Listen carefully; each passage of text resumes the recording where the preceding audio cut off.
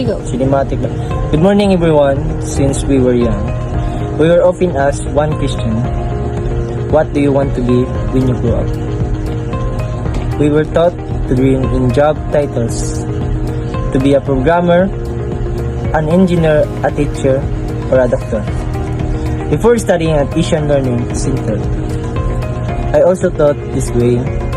I believed that success meant earning a degree and finding a stable job. But as I continued my journey here, my perspective slowly changed. ALC didn't just teach me what to study. It taught me why I am studying.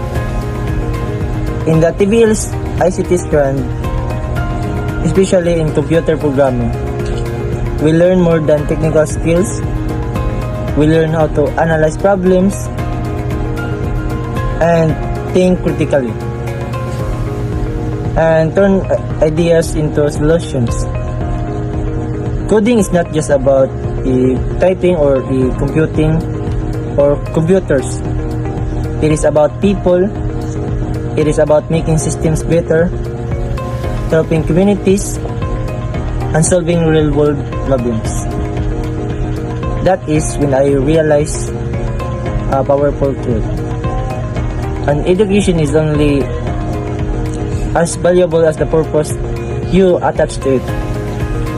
A degree alone does not guarantee access or fulfillment.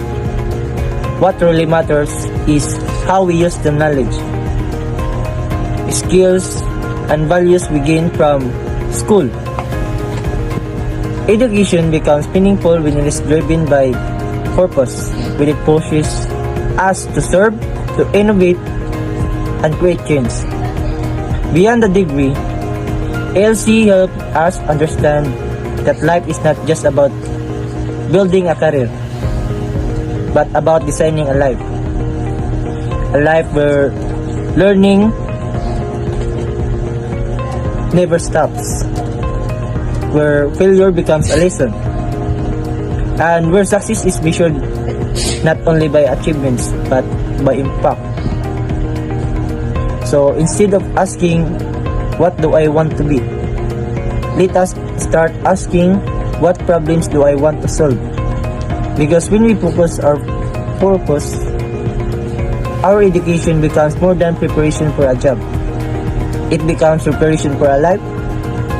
Let me end with this quote: a degree may open doors, but purpose decides which ones are worth walking through.